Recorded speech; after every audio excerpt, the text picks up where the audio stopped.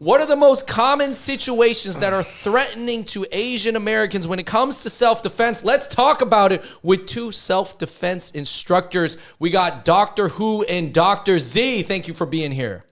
Let's get to it. Good to be back. Yeah. They are from the Dragon Combat Club based in New York City, volunteer group that teaches self-defense with a focus on the Asian American community, but not only. And with over 40 years of martial arts and weapons experience between you guys. Man, you know what's crazy? To be honest, looking at you guys, and you know, maybe this is me stereotyping, I wouldn't have thought that. Good, because I work with preschool kids for my job. I don't want to scare away the parents. That would just be really awkward, and I would be out of a job. So I think that's a good thing. Right. How do you feel about that, Doctor Who? We want to be unsuspecting. We, actually talk about us being ninjas all the time. And we do take that to heart. We want to be invisible people helping and protecting the community here. And we don't want to, fuss too much. I mean, that's the Asian part. Right. You're not wearing sleeveless T-shirts with full arm sleeves and like all these scars on your body and stuff. You know, the tip, what I would imagine, somebody who is very dangerous. But no, you guys are highly trained, and we were doing some demos earlier, and I'll show videos right below here. But, and you guys also have both doctorate degrees, so also still perpetuating Asian stereotypes while breaking them. Thank you guys. Aren't we all to some extent? But, I guess I want to talk about like the most common scenarios that Asians find themselves in particularly New York City. This can apply to any big city, but New York is a unique city. Why is New York, when it comes to self-defense, a little bit different than LA or obviously this Houston, but like maybe between even LA and Chicago? Let's take it from a perspective someone that does come from LA. We recently, I think some time ago, one of our affiliate organizations was Day Camp Bursaw TCBUA. They're based off of New York and also LA. LA's busy fighting fires, God bless them. And one of their instructors actually flew over, and the first thing they saw was, you guys do so much clinch, so much stand-up grappling. What's going on? And I explained to her, I was like, well, we take subways. We're in subway platforms. Look at the streets that we walk. Small elevators. Small elevators, apartments, right? Stairwells. Those are places where you're most likely to get attacked. And also the places where it's very difficult to apply the most common self-defense advice that you'll hear. Just run. Also, just shoot them. Right. So in states where guns are plentiful, you can say just shoot them, right? That's an easy internet comment that I see all the time. Yeah. Well, if this was in Texas, yeah, it's not Texas. In LA, it is more spread out. You have more space, and it's always warm, so your legs are always warmed up, so your muscles are ready to go. But in New York, not so much. So definitely self-defense is a little bit different. Particularly, I mean, localizing it for the urban environment, right? Yes, absolutely. Yeah. Okay, so I guess what are some common situations or situations that we've seen Asians get mixed up in, unfortunately, to go back into memory, I guess. What are some common situations that Asian Americans find themselves in New York City that require some training and practice and some information? I think the close constraint of the subway system and everything that's underground, there are sharp corners all over the place in the subway system. You never know who's going to be around that next corner. And you really have to just be aware and really have to kind of forecast what's going to happen. Keep alert and always constantly be scanning. Now, I love that the word scanning. I think alert sounds very, some people are like, well, I'm going to be nervous and I'm going to be like alert all the time. That's weird, but scanning, how do you explain scanning to people who like don't want to think about danger? There's a lot of people who they just want to enjoy New York for its beauty. It's an amazing city. I love it here, vibrant, whatever. But like, how do you explain to someone that is not trained to do that? And usually maybe let's just say it's like, obviously if you're maybe more typically guys might think about this more. Maybe guys who played a lot of sports or did martial arts, they're probably more already thinking about this kind of thing. How do you explain it to someone who is far from that? So it's a good idea to look. So this is easier said than done. Is to look around, maybe every 2 to 3 seconds, right? We're not just saying like do it like this, right? But every 2 to 3 seconds, turn side to side. Every 2 to 3 seconds, look around. When you got a mirror, Look at it. I didn't learn that until I met this guy. So not met this guy, but until he started teaching me. Right. So these are very subtle. Well, have a things mirror to like wear. maybe on your iPhone or something, like your phone. Or Some something. people can. or put your camera on selfie just to see who's around you. And so the way I define scanning to everyday people is just keep an eye on, just like as if you were driving, keep an eye on where the cars are around you and actually do that to people. It's the same reflex, it's the same skill. And you want to like just keep an eye out for what possible dangers. We're not talking about being paranoid in any way. Wanting to make sure that everyone that we teach and everyone who watches this video stays safe, especially, you know, because it's New York City, lot to see, lot to enjoy. It's a great place to be, but you do have to worry about your own personal safety. Yeah, I think that's interesting that you use the analogy of like as you're walking, you're still in a vehicle. And so you still should practice some vehicle safety, as in scanning, you know, street tag, kind of like keeping kind of like just understanding your kind of like space. And I think a lot of people, obviously, when they're walking, maybe they got their AirPod Maxes on, zoned out, their noise cancellation, tapping away on their phone. And they, not that like the chances are, you know, on most places of New York, you'll probably be fine, but you are making it pretty easy for people to bother you, you know, and come up behind you and catch you by surprise. So I guess like, is New York City a good or bad place to have your headphones on, blasting loud, noise cancellation while tapping on your phone? Not the best idea. It's generally not a good idea. I think in any city, period, maybe if you're out in the wilderness and you're certain that you're by yourself or you're in the safety of your own home. Well, what about Canada, bro? Canada's pretty safe, bro. I'm not Canadian. I think you should probably just, I think that we could probably just grab some Canadian or like teleport some Canadian here and like do that. But New York City, absolutely not. I think there's plenty of other places where it's a bad idea, but definitely not New York City. Yeah, The so thing just about New York City is everything's super like tight quarters as well. And so, you know, what I know about tourists and specifically what happens in Times Square is everyone's bumping into each other. No one's aware of their spatial awareness, you know, and everyone's kind of like more or less rubbing shoulders, be like, you know, oops, sorry, you know, going this way, sorry. And it's that kind of thing that kind of stands Asians out, especially people who haven't been born and raised in the city, is they have no idea where their arms and legs are, and they really need to like just, you know, really focus on walking in a straight line first of all, and also keeping up with traffic. And just like the rules of the road here in New York City, if you're a slow walker, walk on the right side.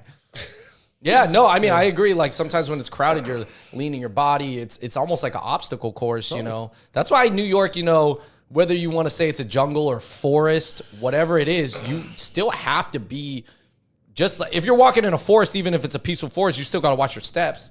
Somebody see a tree or a twig might scratch your leg or anything like that. So I guess, okay, so obviously being self-aware in small places like the subway, I guess, you know, a lot of what happened to Asians was some Asians got assaulted at night coming home from work. They're very tired. Maybe they were working blue collar jobs, you know, long hours as a chef or working in the kitchen. And you got to make that trip back from Manhattan to Brooklyn. Can't afford an Uber. Yeah, you can't afford an Uber and you're just tired. You're just like, I don't even want to like think. And I think, yeah, people can read that, right? They can read it as weakness, like, oh, this person is vulnerable because their shoulders are down and they're tired, and I could probably wreak some havoc right now. Yeah, I think there's, you know, there were some time periods where the attacks skyrocketed on Asian Americans, and there was sort of this discussion and discourse like, oh, well, what about like the mental health of the attacker?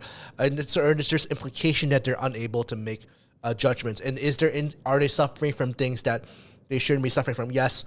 Is their insight impaired? Yes. At the same time, their ability to judge whether you are an easy target or threat is clearly not impaired. Exactly. I 100% agree. People are like, oh, they can't control themselves.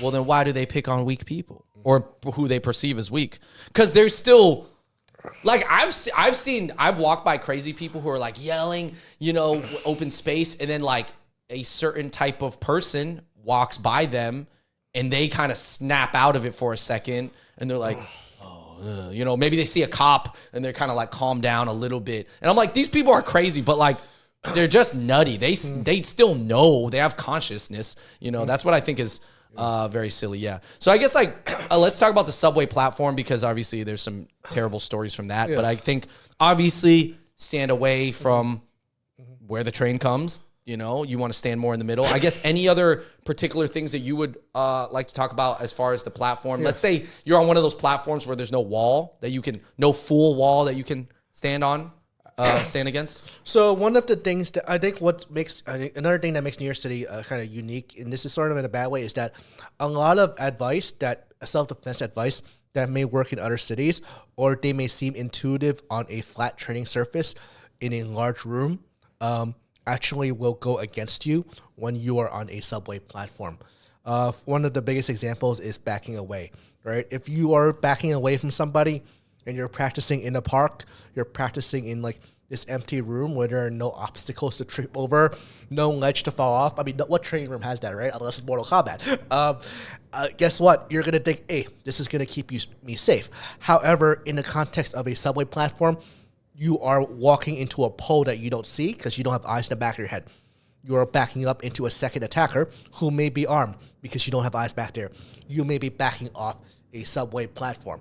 Now, in the absence of a wall, one of the ways to sort of mitigate the threat while dealing with the dangers while avoiding dangers of moving backwards is lateral movement and also flanking movements, moving to the side, moving forward at 45 degrees. Right. Often in self-defense, it's unlike a street fight you agree to, or unlike a competitive MMA match, it's non-consensual. So sometimes you may not know or confirm whether your attacker is actually your attacker until it's too late.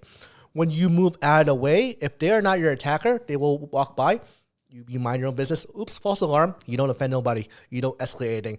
However, if they are indeed your attacker, they will make concerted efforts to turn towards you, and it gives you more time to know, okay, what is my next step? Right. Okay. So I guess I like what you said. To sum it up, essentially, if you think and have an inkling that someone walking towards your direction could be a threat, it is in your best interest to go sideways. To just go to the side. Yes. And just at least get off of their beeline that they're on, because they're building up momentum to maybe do something, or just walk past you and run up the stairs. It's possible, but it's a safe bet to just turn and kind of like move to the side and just. Even if that just buys you a little time, a few more seconds, and a little bit more, I guess, perspective. A little more time for, you have more time to get more data. Yeah. And trust your gut, right? I tell this to everyone all the time, especially when you're in New York City. Trust your gut. If you don't feel safe, I mean, there are other options that you can do to get home that day, right? If you have to take public transportation, the subway platform is huge. You could continue walking. If you see a threat or perceive a threat, walk to the other side of the subway station. Yeah. What about when they're alone? I mean, there was one case, and I actually, she was actually a bartender, and she was Asian girl by herself, super late at night on the subway. It was like 2 a.m. She got attacked. She survived, but she got attacked and assaulted. If you're in the subway system by yourself, first of all, already not an ideal situation. I guess stand by the wall, stand by the stairs. I feel like the stairs at least gives you a little bit of, I don't know. What do you think? Know your exits, right? Even in a subway station or even in like a building, and this goes out to the females as well, is, know where your exits are and where your moments of egress. And when you really, again, trust your gut and you feel like something's imminent about to happen, go for those exits. Yeah. And know what the best exit is based on where a perceived threat is. Right. And I mean, to do that, you got to not be on your phone, because if you're in your phone, you're distracted already. Let's talk about, we've talked about sucker punches. Sometimes sucker punches, they kind of come from behind, the side. These are things that are hard to defend against maybe physically, but how else can you see them coming? Yeah, you have to, when you spot them, right, and what happens is that if you spot them in advance, they may make a decision, okay, I was planning to sucker punch you, but no, I don't want to get into a fight. They walk, and then, they decide to walk away. Or now, instead of a sucker punch, it's a punch, and it's something that you have a higher chance of defending against. Right. And just keep aware. I mean, we talked previously about grooming methods and pre-assault indicators. Can you just go through that? Because I'll show the video, but like, what is grooming in this term? So, well, yes, so grooming can mean many things, but in the context of this, so when an attacker is about to attack, often they have a lot of anxiety buildup, and they have to basically relieve themselves. I don't mean like that relief, but like, they might address this, they might roll up their sleeves, which I don't have right now. Right, kind of loosen up their clothes a little bit, just because they're kind of like warming up, loosening up, trying to calm themselves. Because you're right, might be nervous about what they're about to do. So they got to calm themselves so that they can just go straight for it. Kind of fidgety. Maybe wearing clothes that's not appropriate to the weather, just so that they have more pockets and they have the space to conceal something. Right. I mean, if they're looking sus, hood up, they got the Pooh Shiesty mask on, tapping themselves, I would just move away from that person. I don't care who it is. I don't care what color it is. Like, if they're wearing that stuff, I'm like, I'm probably not going to have a nice conversation with you. No, so the other thing, of course, is if they have a weapon, they're probably patting themselves down to double check if that weapon is still there. Most of the weapons are typically stored at the belt line. And of course, if they're not stored in a belt line, it may already be in the hand. For example, if I'm speaking to you like this, right? Or maybe I'm speaking to you like this, you don't see all my fingers, right? There could be a weapon there. Dang. And also, like, when you see someone ready to wind up, like, they usually just, like, start cracking their knuckles or, like, trying to motion to their hands. It, again, brings the comfortability of about to be able to cause themselves pain on the knuckles themselves. So I think is the key, like, if you can make space or walk to the other end of the subway cart or the subway platform or something, or walk up the stairs, or just get away from some sus behavior. That is what I would consider some sus behavior with some bad vibes. Yeah. So our heuristic is that if I am over 2 arm lengths away, with the video example of touching tips, or further, I can actually turn around and move away. When you are closer, when you are within a closer distance, or what others may refer to as a bad breath distance, it is better to move out of the way before you move away. Okay. Well, I guess your guys' experience in teaching self-defense is different than other people's. Not because, like, these things that we talked about, it's not like they only apply to Asians. They apply to everybody. Yes. Absolutely. But what is unique about what you guys do is, like, when you guys started teaching in Flushing, Queens, in Chinese, in Mandarin. No, actually, so we started remotely online. Right. This was sort of within the martial arts community. This was at a time when it was unsafe to talk about Asian hate. So it was almost disguised as a training program. So you guys had to start online because it was COVID and pandemic. It was kind of, well, one, you're not supposed to gather, but two, then even the thought of talking about how to fight against anti-Asian hate crime was still very a new thing. Like, there was even a time, if you guys can remember, even talking about it out loud was almost like, whoa, guys, what do you mean? Like, what? Suddenly You got to you're the racist wage ones. war? We got to be all warriors now? But I guess what I want to get to is when you guys started to do it in Mandarin. So we then moved to Chinatown. First in person. Well, we first did it in the backyard. We basically ran these experiments of what worked and what didn't work. But it was a closer day. And when we started opening up, it was in Chinatown, and naturally you would have people rolling in, and we would have to sometimes train them in Mandarin, sometimes Cantonese. Also, at that time, we were seeing a lot of attacks near Chinatown, or either that or on Manhattan. And it was just starting really be apparent that the people targeting specifically Asians at that time were just hanging around specifically Manhattan. We eventually did move our teaching location into Queens, just so that would be more accessible to more folks. And then Do you feel like there's a difference in because in teaching people in Mandarin, like, because the language is just so different, and I guess the way you say things, but I guess. Was there a struggle in that? I mean, my Mandarin, point across? I mean, my Mandarin sucks, and according to my wife, his Mandarin's even worse. But obviously we had the thing with our teaching methods is that we rely on game-based learning. We used to have people who would just drone on and on and on, and not that we killed them or anything, but they left. And with our current teaching methodology, it's more about interactive. things, right? Oh, you feel the push, you feel the pull. It's really less about explaining. So it's a lot easier for them to get the concepts. Yeah, I would say language was less of a barrier as opposed to the public opinion of actually practicing self-defense for yourself and continuing to practice. Like the one thing that we've always talked to our students and trainees about is don't let this be the one and only stop that you take. Continue to train, whether you're like lifting weights and doing push-ups and continue to do other martial arts. Just continue, right? If you are seriously concerned about your own safety, continue to learn, continue to experience what you can do to better prepare yourself and to, defend others that you care about. Yes. Keep doing things, even if it's not directly related to self-defense. I've had some very surprising talks with like non-martial artists lately, and maybe it's just me, I don't know, where I live in my little bubble of work in just DCC, but they get surprised when they're like, because I have this reputation of like being the weapons guy, right? The guy with the metal flashlight, guy with the metal pen. And the DCC has a reputation of being weapons for us. They're like, what do you mean you do Brazilian Jiu-Jitsu? What do you mean you do Muay Thai? Like, you recommend these things? They're just combat sports. I was like, yes. I'm like, A, that was my base, right? Athleticism counts. And C, you want to be able to level up your stats, and you don't want to think about stabbing people all the time. That's just not good for your mental health. It's important to, it's not. Well, also, I mean, you get so much, in the martial arts training. I mean, yeah, you're training it as a sport usually, but like you're still hitting a pad. You still feel what it's like to strike something. Because where else are you going to get that practice of throwing your force into something? Yes. Unless you're sparring people all the time, very hard sparring. You know what I mean? So I can see where they're coming from, but yeah, it doesn't make sense because you have to practice these fast, explosive motions, right?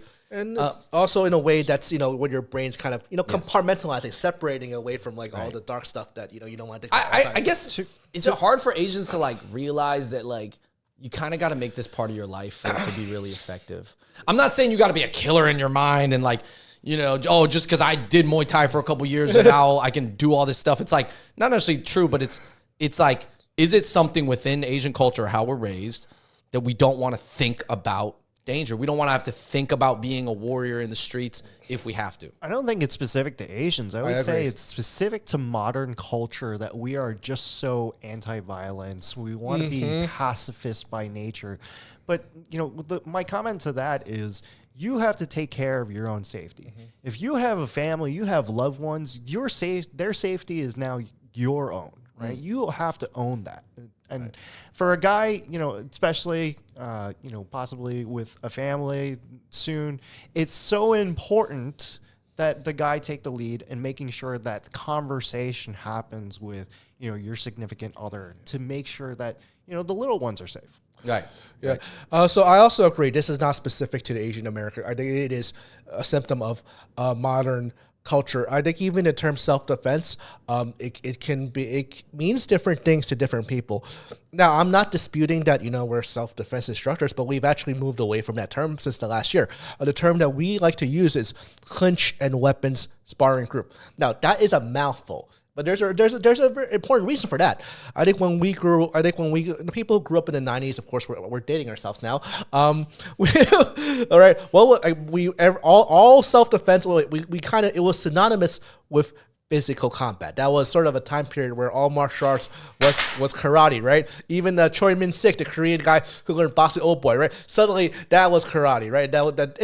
I hear that's still an issue with boomers nowadays, but But that was sort of that era. In sort of our current time, self-defense can mean anything, right? It can mean just a de-escalation situation awareness, and I'm not shitting on that. Those were super important, as we discussed. And then maybe you hit a pad, and then boom, it's over.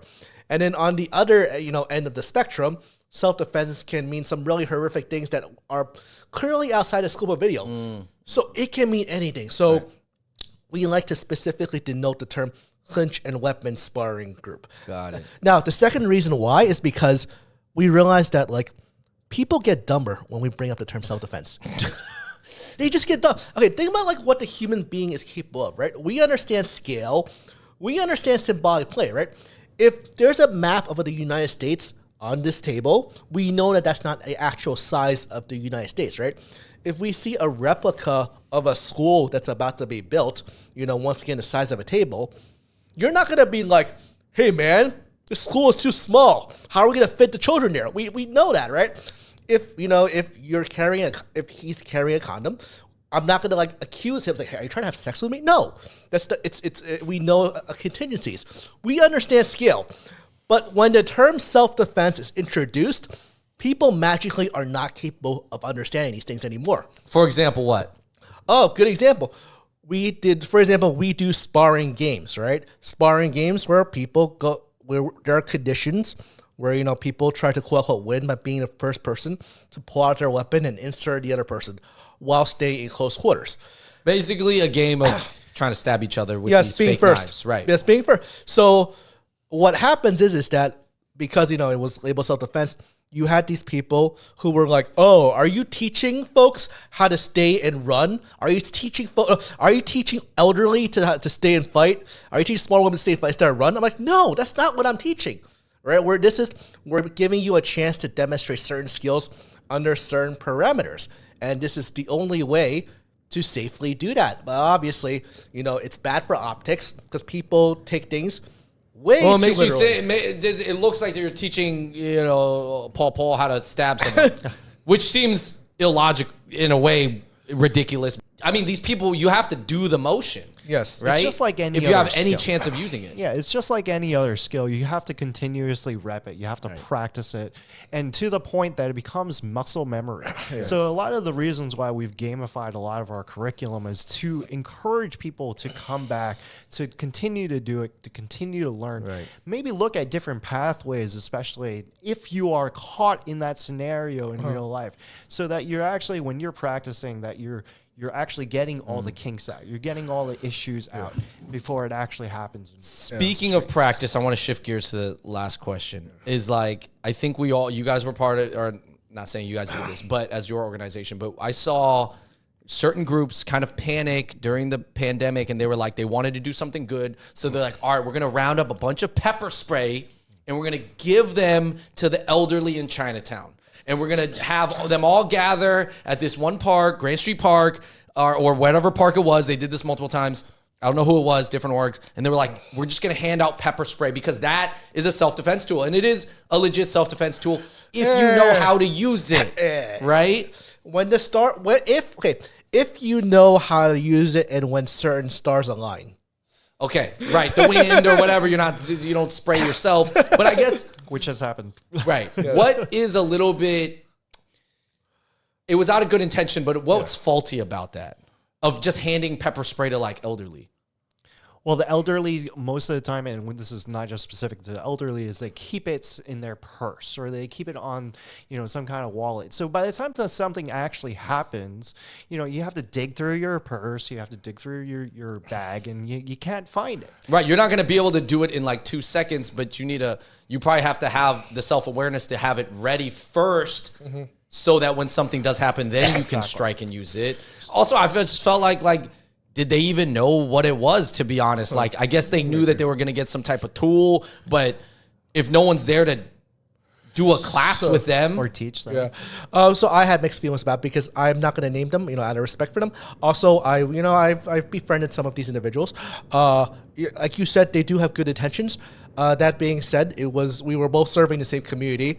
And, I had noticed that they were not teaching them how to use them. Yeah. But I didn't want to start a war because we've made enough enemies over the years. I don't want to get into that. I don't want to make enemies of someone who actually has good intentions. So but we would also send a lot of allies too. Yes, and these were potential allies even though they didn't know better. So we would basically send people into those groups without necessarily announcing they were DCC so that they could actually teach the elderly how to draw, unlock, and aim and shoot the spray. You would send DCC agents undercover to these pepper spray handout parties to make sure the elderly knew how to use them. Yeah, basically ninja infiltration stuff. I mean, that was one of the few things that we would send people because we didn't want to call them out. We didn't want to make it a big deal. I mean, no, and again, I think these are all just responses, knee-jerk reactions to seeing something terrible happen.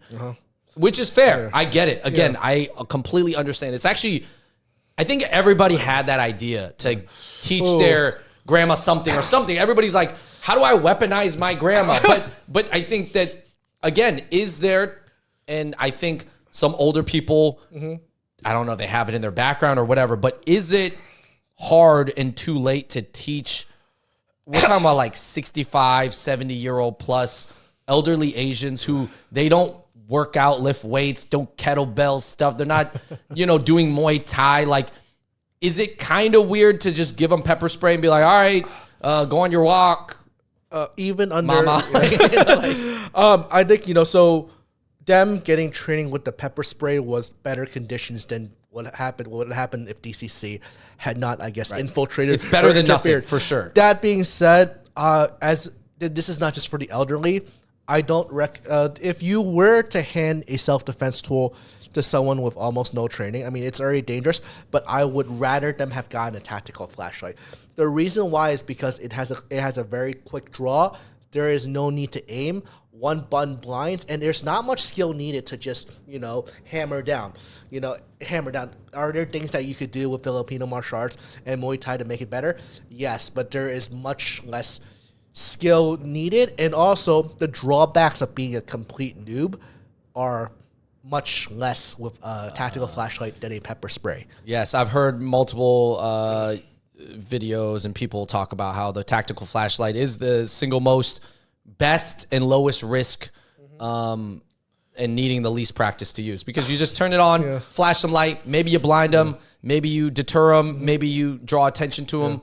Whatever it is, right? Something. We've taken also a lot of, we have never officially taken data, but obviously we have plenty of anecdotes of people who have stopped attacks. And what we've noticed is that they generally gravitate towards the tactical flashlight, even when they have access to both tools. Because it's easier, it's faster, and so it's been responsible, at least in New York City, for stopping more attacks than the pepper spray, to our knowledge.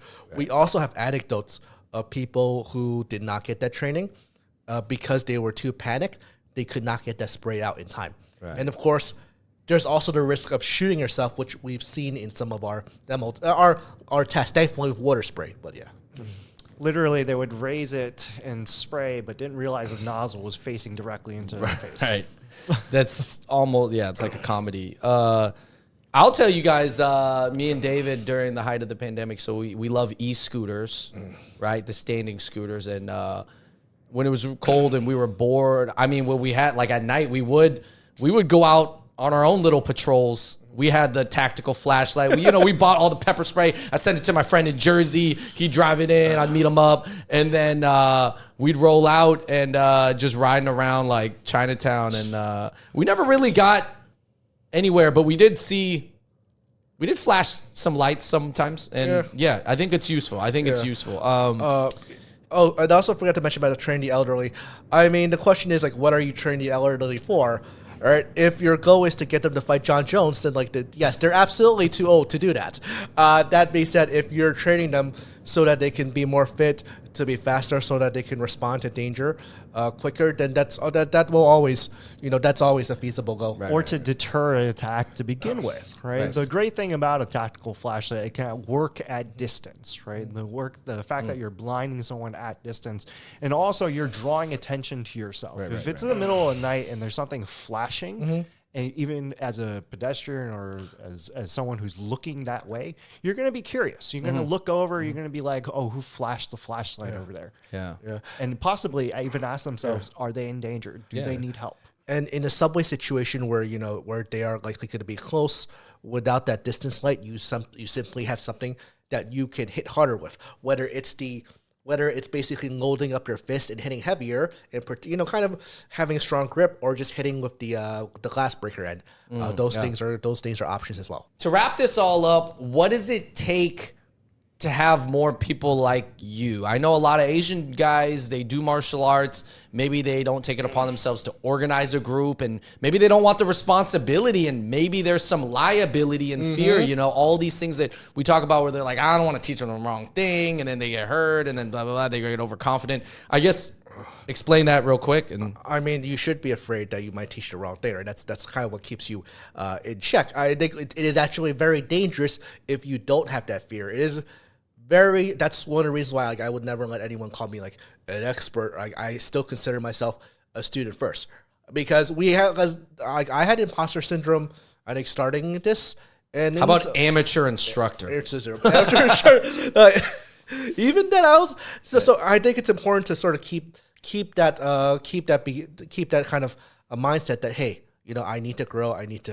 That being said, it takes a lot more than just being a good fighter to do this. In fact, I don't even consider myself that. I would say that even like under the most generous interpretation of my skill level, I'm probably mid when it comes to sort of special martial arts. What has really allowed DCC to be very successful is our organization and also our pedagogy, and part of it is because it's our ability to not only teach people how to memorize, but teach people how to problem solve, to be able to let people play games, and also letting and just kind of looking, hey, these people are struggling here. How do we, a group of people, we can just sit down and talk. How can we modify things so that it can be better? So just being able to see, like, to understand what are the results, what are the results that you want, what are the results you're looking for, how can they grow, and also it's a chance for everyone to grow as well. I don't want to, it's very common for self-defense groups, and I understand why, to just be able to teach beginners. For us, part of what allows us to keep going is that our practices are not just for first-timers. It's for people, even people who, like I would be scared of to deal with a fight. They'd say, like, they have something to learn from us, right? We make sure that everyone benefits so that they can also help other people grow as well. Got it. I want to send a different message maybe. And I want to encourage people that anybody who wants to start up a group like this in other cities, like, just go in with the fact of, if not you, who would do it? Okay. Like, if not you, who's going to protect your loved ones? Who's going to protect your grandma, your grandpa, your uncle, your aunt, your mother, your father, your kids, right? Your brothers and sisters. And that's what it comes down to, is the only reason that we continue to do this is because we want to keep the community safe. We continuously think about the community whenever we're out on patrol or teaching self-defense classes. And we don't think that we know it all. Right? We're constantly learning. Like, between the two of us, again, 40 years in a martial arts life is such a short time period. And, we have both of our strengths and weaknesses in terms of specific topics. But, a lot of the self-defense instructors that I see on McDojo especially, they kind of just teach one technique, and it's like, oh, this is the one that will finish all of your fights, or it's too deadly to teach out in public, so we'd never actually teach it in self-defense world. We've taken the opposite approach. I would say, put it to the test to other martial artists. Put it to the test in a sports environment, and truly see if it actually works. Right. Okay. Yeah. And again, to all the people out there, like in other cities, who are now facing new challenges or existing challenges, be engaged with your community, right? Learn what's going on, what's important in your communities, and try and just do better. Yeah. Just come together with similar-minded people, really, try and push one mission collectively. And that's what we did. We saw, again, a need in the community, especially with just no training with the pepper sprays and the elderly, right? And the fact that, like, people in general just didn't know how to do self-defense and didn't know how to practice, right? Continue to learn, always. Community and also teamwork. Part of what's made us very successful is that it was never bet that. Yes, there's just two of us here. At the same time, the success, you could never attribute it to one person. It's being able to successfully leverage the strengths of what already exists amongst the community, amongst the people you're working with. And if someone has another strength, don't be jealous. Let them leverage that so that you can learn, so that everyone can be better together. And when you have a group of martial artists come together, or any similarly minded people, and they actually rationally think about the problem, will they come up with different solutions? Yes, they absolutely. But will they come to a common solution? And that's what builds a team, right? You want to build a team central to your focus, and just continue to foster that, and let it be representative of the community that you're in. That's really dope. And thank you guys for being here. I'm going to wrap it up. But definitely, if you haven't already, we've probably played a bunch of videos of your guys' classes and what we did earlier throughout this whole entire video. Hopefully, it was very helpful. Please hit subscribe. Check out their links down below. They are New York based, but you know, as of course, everybody encourages everybody else from their own cities to possibly start their own and always keep learning. So thank you so much for being here. Dr. Who, Dr. Z. Hope you guys like that. Hit that like button, click subscribe, and until next time, we out. Peace.